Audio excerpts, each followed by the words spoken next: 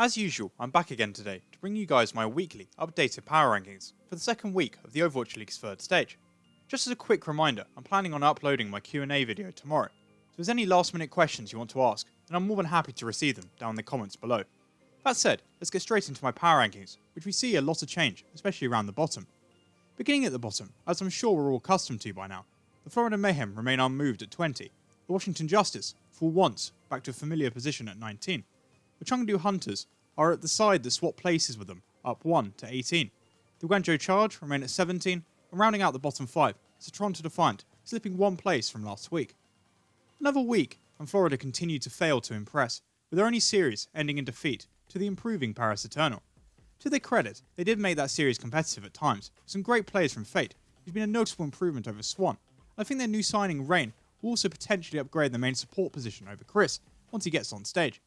But overall, similar problems remain, with the Mayhem's ultimate usage and coordination still a key point of issue that needs to be addressed before they are able to pick up their first proper win. It really shouldn't come as a surprise I've dropped Washington, as despite their improvement that they are slowly but steadily making, picking up some draws in their matches, their coordination on attacks has been abysmal, particularly around engaging alongside Janus, and Ark's sound barriers lately have been really poor, leaving me no choice but to drop them below Chengdu after they picked up a win against Dallas. The Hunters perhaps could be moved up further, but with Dallas on a run of terrible form, combined with the team's return to their more familiar and successful non-GOATS comps, their win in the end wasn't exactly too surprising.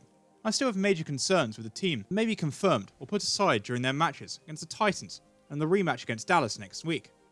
The Charge only had one game this week, and they looked alright in a 3-1 loss to the Valiant. I think it's clear that they need to really fully commit to their Sombra GOATS comps, as it brings them their greatest success. But in a solid showing to a mid-table side, I'm happy with their current placement. Completing the bottom 5 of the Toronto Defiant, who fall mainly due to a team that is sharply risen, which I'll get on to talking about later. The Defiant, however, are still getting to grips with their roster adjustment, and I think Gods has to a decent extent been able to fill the boots of Envy in the starting lineup. Sharika has been struggling a bit with a mixture of good and bad plays, but now is a team in a bit of a pickle, given how well Yakpung played on the final map after he was subbed in. It's still early days, and after having such a competitive series against a solid opponent, Toronto is still a team we don't know too much about yet, and we'll see movement higher or lower in the coming weeks. The biggest change in this week's rankings can be found in the teams that I've ranked from 15 to 11, with every team having risen or fallen at least one position. At 15, the Boston Uprising down one spot. Then both the Philadelphia Fusion and Dallas Fuel find themselves 3 places lower at 14 and 13 respectively. After these fallers, 2 risers up 1 place, and the Paris Eternal at 12 and the LA Valiant at 11. Boston have been significantly struggling lately, but was compounded by their 2 losses this week to the Houston Outlaws and then Philly, where the coordination on traditional 3-3 GOATs has not looked good, with Fusions often caught out away from the rest of his team, which has been made worse by the strange decision to chop and change their backline support duo, with some clearly weaker players getting the nod. I know many of you would perhaps drop them lower, and I understand this.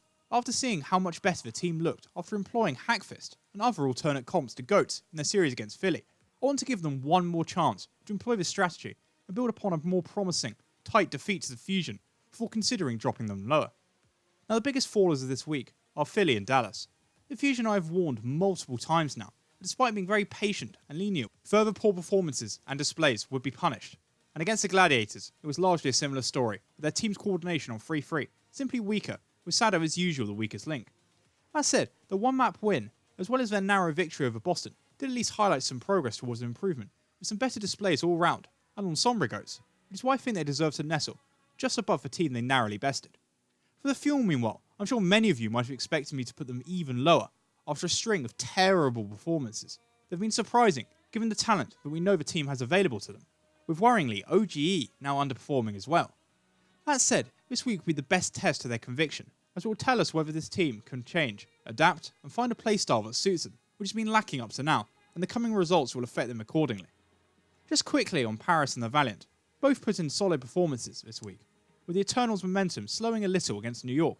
Their one map win highlighted their promise, although their match against Florida was not ideal and ended up as a sloppy win.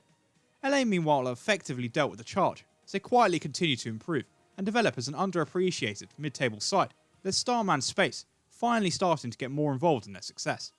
Entering my top 10, I have the Atlanta Reign falling twice to the number 10 position. The London Spitfire remains still at 9.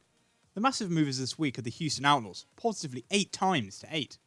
as once more I've kept the Seoul Dynasty and Hangzhou Spark at 7 and 6 respectively.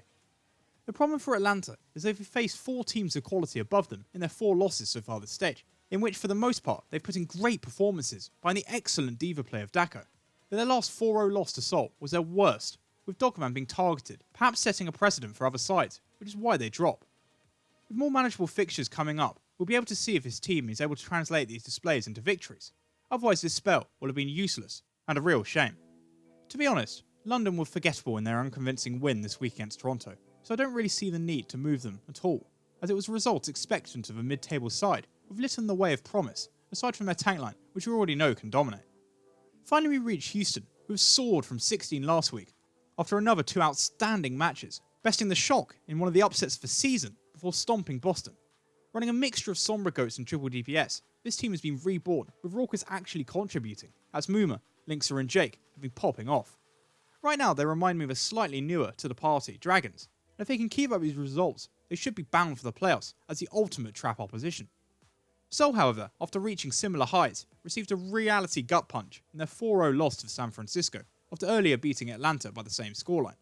I said this in yesterday's video, but I don't think they played all that badly, but the decision not to play Sombra Goats and triple DPS sooner has me concerned that the coaches aren't effectively utilising the positives of the fully deployed 12-man roster that will potentially cost them again later on, when they likely make playoffs and go against tougher teams that will punish their indecision. The Spark, like the teams above them, did their job in beating a weaker team, with Gushue again standing out, but also Adora put in a good shift as well. It's their fixtures next week that'll be the true test that will see them rise or fall in these rankings. At last we reach the top 5, where we do for once see a slight alteration at the top. The Shanghai Dragons, like the LA Gladiators and New York Excelsior, remain steadfast at 5, 4 and 3 respectively. But it's the Shock who are removed from a top spot, down to number 2, as Vancouver Titans reclaim my number 1 ranking. I really don't think there's too much to say about the teams ranked from 5 to 3, as like Hangzhou, they effectively took down their opponents they should defeat, with the hardest fixture seeing Shanghai come out on top over the impressive Atlanta Reign.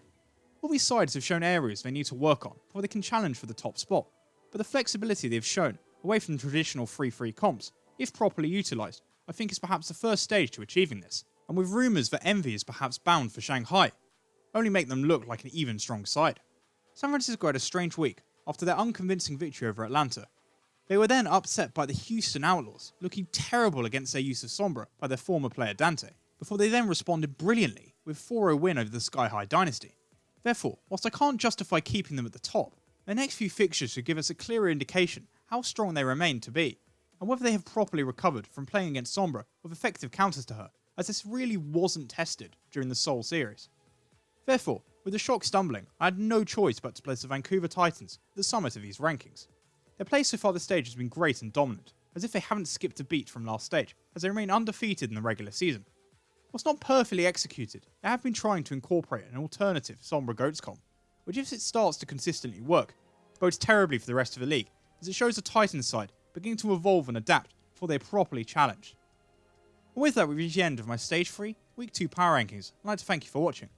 My Q&A video will be up tomorrow, so to ensure you don't miss out, please be sure to like, subscribe, and follow me on Twitter for this continuing Overwatch League coverage and content, and I hope you enjoy the rest of your day.